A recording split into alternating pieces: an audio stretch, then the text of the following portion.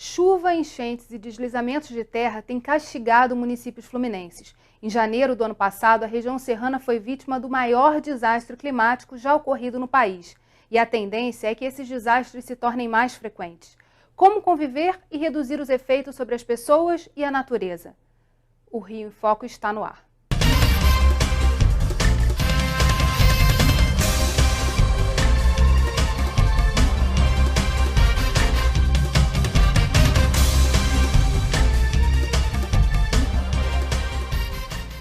O Fórum Permanente de Desenvolvimento Estratégico do Estado do Rio de Janeiro, em mais uma parceria com o SEBRAE, a RedeTec e o Centro de Expertise da Universidade das Nações Unidas, reuniu representantes de diferentes setores para mostrar que o homem pode viver em harmonia com a natureza.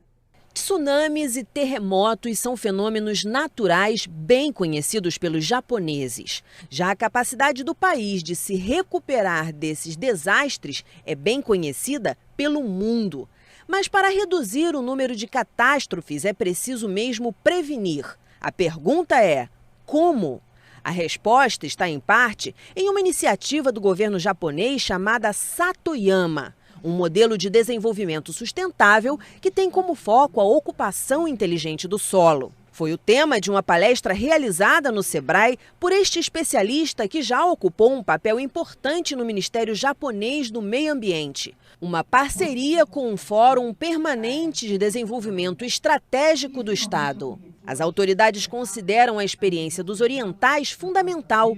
A ideia é aplicar esses conhecimentos em regiões como a Serrana, que sofrem com as mudanças climáticas também por causa da ocupação desordenada do solo. Vai ser muito útil nessa fase em que a gente está fazendo o diagnóstico da situação e elaborando as medidas para um desenvolvimento sustentável no tempo para a região serrana, valorizar a preservação do meio ambiente daquela região, as atividades agrícolas, as atividades ligadas ao solo, à produção rural e o desenvolvimento harmônico, né, daquele ambiente lá que sofreu em grande parte pelas agressões que a ocupação desordenada, a falta de zoneamento ambiental, do zoneamento urbano propiciaram e estimularam o que aconteceu. O conceito-chave é viver em harmonia com a natureza, provocar menos, proteger mais, cuidar do meio ambiente. Esses são os principais conselhos dos japoneses. O que acontece hoje aqui, esse sistema, né, essa política Satoyama, esse projeto Satoyama, traz para todos nós a possibilidade de conhecer e desenvolver novas políticas em que possa aliar o desenvolvimento econômico com a proteção do meio ambiente. Eu acho que é isso que está se oferecendo hoje aqui, e o Rio de Janeiro, que é um celeiro intelectual, que tem os melhores cientistas do país, que tem as melhores escolas do país, também é receptivo a aqui poder abrigar as melhores ideias do mundo.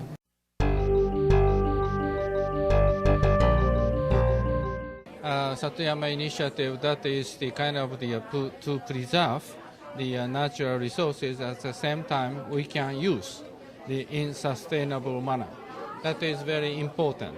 To protect the nature, that is easy. Of course, a lot of the regulation but at the certain limited area must be protected. But talking about the Satoyama initiative, that is a huge, wide range of the variety of natures we are going to use in sustainable manner. At the same time, we get the sort of the financial source to maintain continue the livelihood. And sometimes we lose the sort of the chance to get the financial support, but by using the nature in sustainable manner, we can get some financial resources to continue our work. That is very important to combine the nature conservation, sustainable use, at the same time livelihood maintenance. That is our point. Yes.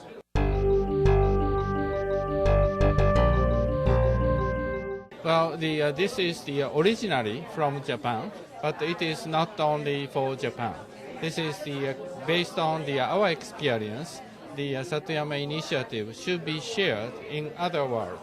This is why the international partnership has been established. And then it is depending on local situation. The Japanese experience must be shared, but not exactly same exercise as what we did. That means there are a lot of variety and flexibility. It's up to you. Eu acho que tem dois lados, né, da questão, que é identificar, levar o conceito Satoyama para outras partes do mundo, mas também é um outro lado de identificar algumas práticas que já estão sendo realizadas em outros lugares e que, na verdade, as pessoas poderiam estar considerando como parte dessa iniciativa Satoyama, mas não sabem.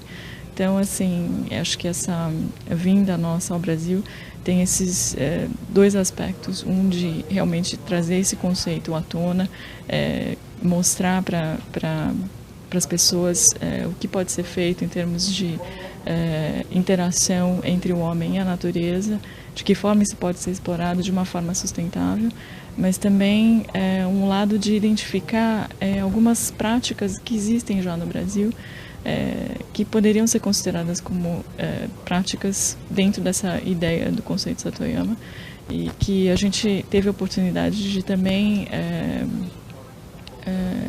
ouvir sobre isso nas reuniões que nós tivemos aqui no Sebrae. Então, acho que é muito importante a gente também saber identificar o que nós fazemos de bom, para a gente poder mostrar lá fora o que a gente tem feito. A integração dos poderes federal, estadual e municipal é muito importante na implantação de um modelo de desenvolvimento sustentável que tenha como foco a ocupação inteligente do solo. É importante porque os problemas de catástrofes naturais não ocorrem só no Japão. Ocorreu aqui na região serrana e seguramente pode ocorrer em outras regiões do nosso país. Um trabalho coletivo que começa a nível federal, a nível estadual, a nível municipal e principalmente da própria comunidade, que fica consciente dos problemas e aí percebe. Essa catástrofe ocorreu porque nós desmatamos essa região, nós precisamos plantar árvores, ensinar os jovens a plantar e preservar o meio ambiente. Isso é que a iniciativa está fazendo na Satoyama, reunindo a comunidade, no caso lá de uma região que está próxima ao mar, tem recursos pesqueiros, como é que a gente consegue restaurar os recursos pesqueiros depois de uma catástrofe, como que ocorreu lá com o terremoto e o tsunami. Viemos aqui para tentarmos aprender também, para tentar solucionar também o problema que hoje é emanado em nossa cidade de Teresópolis, já que nós no 12 de janeiro tivemos uma catástrofe em Teresópolis e foram milhares e centenas de vidas ceifadas em toda a região serrana e passou-se 1 ano e 3 meses e ainda nada foi feito, nada foi equacionado, nada, nenhum projeto que possa juntar junto o governo federal, governo estadual, governo municipal, para que juntos possamos dar um norte e solucionar os problemas da cidade, não só de Teresópolis, como Friburgo, São José do Rio Preto, cidades essas que foram muito afetadas. O maior exemplo que eu tive aqui hoje chama-se União. Nós vemos hoje o trabalho feito, desenvolvido em Satoyama, juntamente a governos, juntamente a sociedade, o trabalho organizado com a União,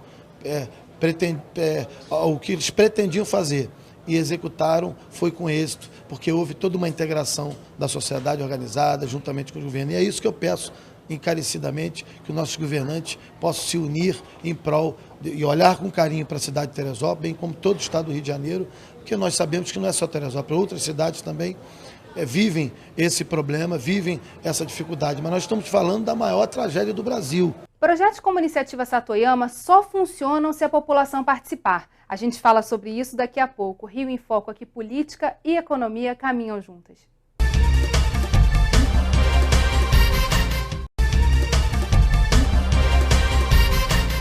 Apenas a participação de toda a comunidade pode garantir o sucesso de um projeto de desenvolvimento sustentável. Como convencer as pessoas que todos devem participar? Exactly. This is depending on the local circumstances, and we have to respect the local variety. And we do not have any unified environment from the place to place, from the city to city, and from the prefecture to prefecture. It depends on the local circumstances. That is very important. The variety of places we are going to respect what they are doing by using their own knowledge and by using their landscape. This is our concept. Yeah. Num curto espaço de tempo a gente consegue trabalhar, mas não consegue os resultados. Por quê? Porque os resultados vão depender de nós ingressarmos fortemente nas escolas, na educação básica, na educação fundamental, na educação infantil. Isso começa na educação infantil. Esse compromisso com o desenvolvimento. Porque o desenvolvimento sustentável não é só meio ambiente. É qualidade de vida, é progresso, é bem-estar social, é inovação, é geração de empregos, tudo isso faz parte. E o Rio de Janeiro tem tudo para desenvolver-se em 3 ou 4 linhas importantes. O turismo é uma âncora no Rio de Janeiro, o petróleo e o gás é uma outra âncora. E o Rio, como foi bem afirmado por vários dos debatedores e pelo conferencista, é uma cidade caracterizada por uma grande concentração de conhecimento. 19 universidades estão no estado do Rio de Janeiro e boa parte está aqui na cidade do Rio de Janeiro. E 26 institutos de pesquisa do MCT, do governo do estado, dos outros ministérios, dos órgãos militares, eles estão aqui instalados. E esses estão instalados na cidade. Então você imagina, 26 institutos de pesquisa, digamos, 8 universidades de gabarito internacional que nós temos no estado, nós temos uma enorme contribuição a oferecer. O Japão tem uma cultura milenar, é um povo com tradição agrícola e pesqueira. Tudo isso influenciou o trabalho de mobilização da comunidade. No Brasil, o deslocamento do homem do campo para a cidade é histórico. Como mobilizar essas pessoas para um trabalho sustentável? Existe um componente de respeito ao que se pratica em termos locais. Então, dentro dessa ideia, eu acho que tem essa questão cultural que tem que ser identificada, que no Japão provavelmente é diferente do que a gente vive aqui no Brasil. Então, eu acho que é possível, sim. A gente tem que recuperar algumas tradições que a gente tem e que acabam se perdendo, não só com o tempo, com a modernização, com outras práticas que a gente, na verdade, pensa que são melhores, mas, de repente, né, não são. Então, assim, tem todo esse trabalho também de recuperação desse conhecimento tradicional que já existe e que a gente muitas vezes acaba esquecendo. É claro que nós temos aqui um comparativo entre culturas do Brasil, que é um país extremamente novo em relação à cultura milenar como a do Japão. O Japão sempre foi muito centrado em recursos, mas tratando-os muito mais como humanos do que propriamente como recursos. Transformação é uma porta que se abre por dentro. Nós podemos mostrar o caminho, mas não podemos percorrer esse caminho pelas pessoas. Quem faz essa transformação? Quem é que muda a natureza do homem? Quem muda a natureza do homem é a educação. O SEBRAE também está nisso. O SEBRAE também participa. E eu acredito, sinceramente, que todas as vezes que passamos por grandes tragédias, por momentos de dificuldade, a gente cresce. E de uma forma a gente aprende que nós temos sim participação em tudo que ocorre conosco. Então a gente começa a preservar, a gente começa a não gastar nossos recursos naturais, a gente percebe que não pode construir em encostas, a gente percebe que tem que economizar água. Aliás, Leonardo Boff propôs um paradigma, que é um paradigma que ele chama de novo paradigma civilizacional. É a panrelacionalidade, que conecta tudo com tudo e todos com todos. Por isso eu acredito que se cresce também, apesar das perdas, apesar das perdas materiais e principalmente as perdas humanas, a gente cresce sim com esse aprendizado, com esse conhecimento que evidentemente o Japão já teve e já tem. Ele ressalta muito ali que a importância primeiro de se criar uma consciência social em torno da questão ambiental. E aí é claro que a educação é fundamental, a educação na escola, no ensino fundamental, no ensino médio, mas também iniciativas do governo no sentido de esclarecer permanentemente a população jovem e a população adulta também, a respeito dos problemas de natureza ambiental e do comportamento que ela deve ter em relação à natureza. Eu achei muito interessante ali, no filme que nos foi mostrado, a relação entre duas comunidades. Uma comunidade que vive nas áreas elevadas da montanha e a comunidade que vive à beira-mar. E a compreensão de que uma depende da outra. A preservação da floresta nas montanhas permite manter a atividade marítima, a atividade da aquicultura nas regiões litorâneas e vice-versa, uns dependem dos outros. Eu acho que esse é o grande ensinamento que nós temos que ter para as novas gerações, né? Transmitir para as novas gerações e para todos nós, é de que nós estamos todos no mesmo barco, nós dependemos uns dos outros, né? E que qualquer fratura, qualquer ferida que se faça na natureza, numa área qualquer, né, interfere não só na atividade daquela população local, mas na atividade de outras populações, etc. O que nós temos que trabalhar em conjunto para preservar a natureza e o ambiente que vivemos. E é na comunidade que estão os principais agentes para que um projeto de desenvolvimento sustentável realmente dê certo. The government in the position to support local community. However, the main player is local community. Farmers, the agriculture, forest, the fisheries, the fishermen, they are the main players.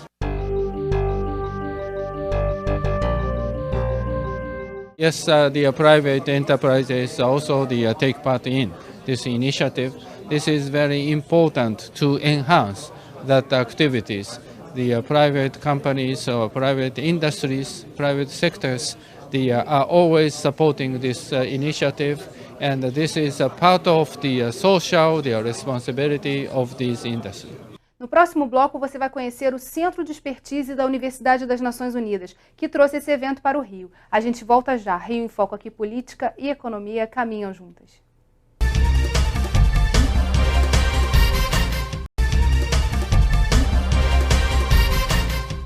A Universidade das Nações Unidas foi instalada no Japão em 1975. O professor brasileiro Heitor Gurgolino de Souza foi reitor por 2 mandatos.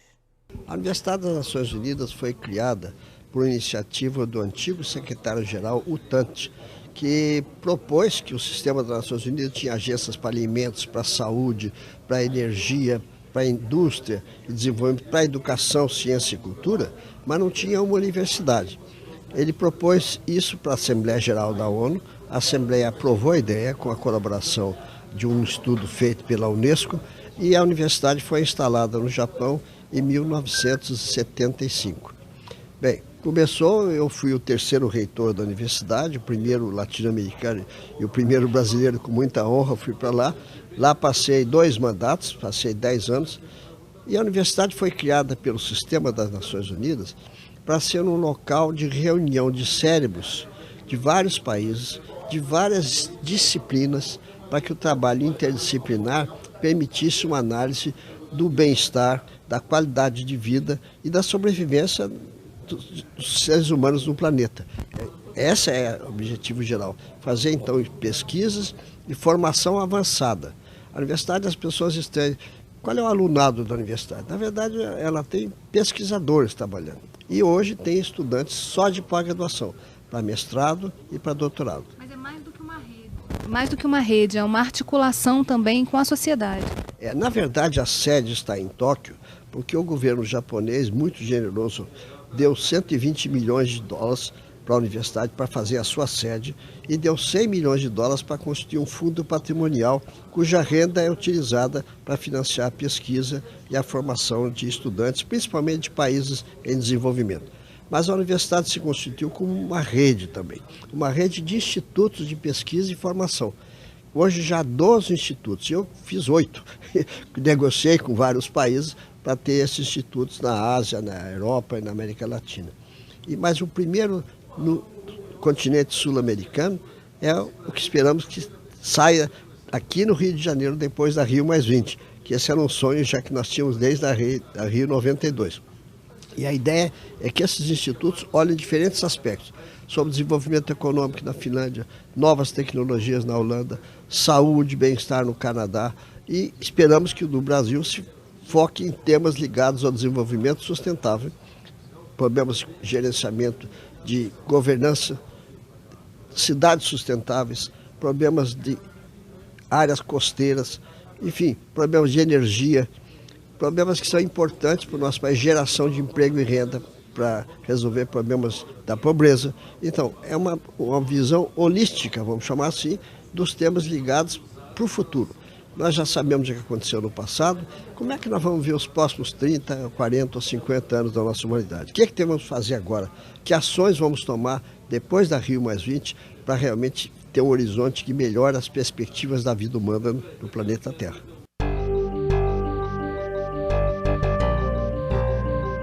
O Centro Regional de Expertise, ele é um órgão voltado para a educação para o desenvolvimento sustentável. A educação para o desenvolvimento sustentável não compreende só a questão relacionada com a educação formal, também compreende a qualificação, a capacitação, mas mais importante do que isso, a geração da cultura do chamado desenvolvimento sustentável. Essa cultura, ela passa, em primeiro lugar, por uma vertente de formar empreendedores, cidadãos que têm uma clara ideia de como o empreendedorismo pode contribuir na melhoria da qualidade de vida da própria população. Passa, evidentemente, pelo compromisso ético e profissional com o meio ambiente, com o compromisso pela geração de políticas que sejam, como foi bem salientado aqui, políticas públicas que sejam capazes de transformar as cidades em cidades resistentes às catástrofes naturais. E, em terceiro lugar, passa também, evidentemente, por uma ação mais direta no sentido de você prever o compromisso com a inovação, porque a inovação significa competitividade. Quanto maior a competitividade da cidade e do país, maior será a possibilidade de nós inserirmos nessa sociedade do conhecimento e sustentável.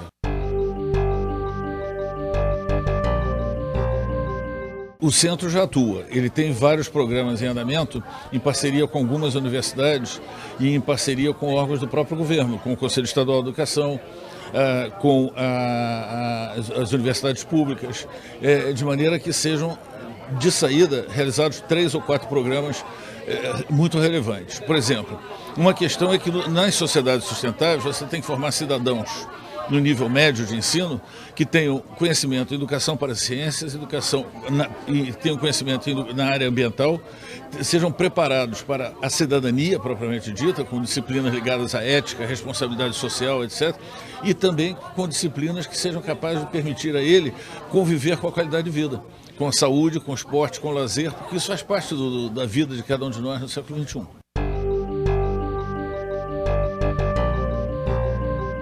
O centro é um pequeno órgão, esse já existe, já está reconhecido pela ONU, e que funciona voltado para a educação, para o desenvolvimento sustentável. O Instituto é muito mais abrangente, porque ele vai atuar com pesquisas avançadas, com aquilo que nós chamamos de Instituto Think Tank, que vai pensar o futuro, fazer prognósticos e construir documentos a partir daí e propostas, com a realização de programas de disseminação da cultura da sustentabilidade, uma central de casos de boas práticas sustentáveis, uma central de sucesso, de casos de sucesso nas políticas públicas, que nós estamos chamando políticas públicas para as cidades sustentáveis, um núcleo de apoio a micro e pequenas empresas para que elas possam colocar ações sustentáveis no seu dia a dia e também aos governos apoiando a elaboração das políticas públicas. Como conviver e aprender com os desastres ambientais? No próximo bloco, Rio em Foco, aqui política e economia caminham juntas.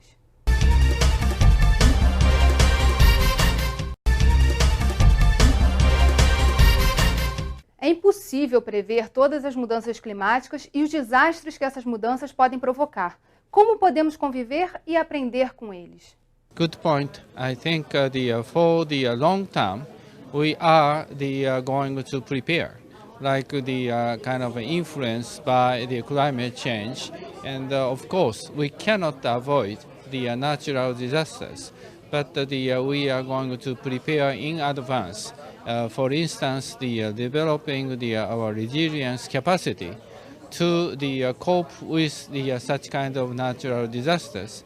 At the same time, we are going to develop the capacity to absorb the impact of climate change. That is what we can do, manage in order to cope with the climate change, such kind of disasters in the long run. That means we would like to accumulate our experience and expertise as well as knowledge to share with other world. Yeah. O Rio de Janeiro tem tido, independente do evento que aconteceu, nesse processo, uma liderança ao instituir programas e projetos que depois são nacionalizados, dadas suas excelências. E, para citar apenas algum, o programa de cooperação com a Petrobras nasceu aqui, o PROMIMP, o PROINTER de engajamento das empresas no mercado internacional, as mesmas empresas que atuam aqui na área de petróleo e gás, etc. Na área do desenvolvimento sustentável local, a nossa atuação já é histórica. Para citar a área de Friburgo, nós tivemos um processo de intervenção muito grande na recomposição daquele polo, que é um polo que fornece quase 40% de toda a moda íntima que é fornecida para o Brasil, que inclusive exporta, que foi duramente afetado pela grande tormenta tropical que tivemos em janeiro do ano passado. Alguns perderam máquinas, alguns perderam estoques, alguns perderam instalações e alguns perderam tudo. Nós próprios do SEBRAE fomos afetados na medida em que houve um alagamento das nossas instalações e ficamos sem teto, como tantos friburguenses infelizmente ficaram. Já nos primeiros dias tivemos uma atuação, primeiro de solidariedade, de arrecadar recursos e alimentos e roupas. Mandamos alguns 10 ou 15 caminhões, se não me falha a memória. E segundo, instalamos tendas em que foi possível, graças à mobilização da população local, do governo do estado, do governo municipal, enfim, das nossas entidades parceiras, Federação das Indústrias, Federação do Comércio, e chegamos naquela região, como em Teresópolis também, a saber começar primeiro para recuperar boa parte da documentação, sem a qual as empresas passaram a não existir e mais adiante não sabiam nem quanto tinham e nem quando podiam ter acesso a crédito, uma vez que esses bancos, que são nossos conselheiros, sobretudo a Caixa Econômica Federal e o Banco do Brasil, que ficaram lado a lado com a gente, tentando reidentificar as empresas que eram seus clientes e mesmo que não eram, para poder minimamente readquirir suas máquinas, seus estoques e sua matéria-prima e pagar os empregados que ficaram ao relento. Nesse processo, nós chegamos a fazer 10 mil atendimentos nas duas regiões mais impactadas, que foi foi Teresópolis, uma parte de Petrópolis na região de Itaipava e sobretudo, Friburgo. O outro ponto que nós fizemos foi numa área que foi bastante devastada e foi mencionada hoje, que é a rodovia Teresópolis-Friburgo, que é o nosso Green Belt, que foi também duramente afetada e sem condições de recomposição. O solo foi varrido de uma forma tão violenta que se tornou um solo impraticável para qualquer prática agriculturável. Então, o que fazer com essas pessoas? Graças a essa mobilização, uma parte dessas pessoas foram deslocadas do campo para outras atividades, inclusive no processo de restauro das ruas. E o SEBRAE, que não, enfim, tem essa possibilidade, essa capilaridade com todas essas instituições, teve um trabalho, ao meu ver, pivotal de fazer uma convergência dessas ideias todas e que pudesse também, nesse caso dos pequenos agricultores, negociar ou ajudar a negociar a extensão dos seus prazos de pagamento de crédito rural. A missão do SEBRAE é apoiar as micro e pequenas empresas, quer dizer, especificamente o SEBRAE do Rio de Janeiro, das empresas do Rio de Janeiro. E como elas representam 90% do conjunto de empresas aqui no estado, ela tem uma importância grande na geração de emprego e no desenvolvimento econômico social, né? Gerando mão de obra, gerando renda para essa população. E a ideia, quer dizer, desse projeto do Satoyama, de toda a preocupação dele com o meio ambiente, com a educação, quer dizer, mostra, quer dizer, a importância, quer dizer, do desenvolvimento da educação para o desenvolvimento portátil como uma variável fundamental, quer dizer, na construção e na fixação dessas empresas no nosso estado. A gente tem diversos produtos e diversos projetos trabalhando com diversos parceiros nessa questão. Quer dizer, na questão da sustentabilidade, na questão de você construir empresas com produção mais limpa, no sentido de você orientar as empresas na confecção dos seus produtos e nos seus processos produtivos, que cada vez mais minimizem o processo para você aumentar a sustentabilidade. Minimizar como? Através da redução dos rejeitos poluidores e na construção de produtos que sejam mais ecologicamente corretos. O caso do Japão, por exemplo, acontece uma tragédia, mas ela é dentro de um espaço de tempo. O que está acontecendo conosco é que as questões climáticas, principalmente, elas estão sendo recorrentes. Então, é evidente que nós temos que ser mais acelerados, nós temos que trabalhar mais na direção dessa recuperação, mas isso prejudica, que é a recorrência desses eventos. Mas a iniciativa Satoyama, ela traz para nós como se fosse assim uma espécie de paradigma. É assim que precisamos seguir, é assim que precisamos fazer.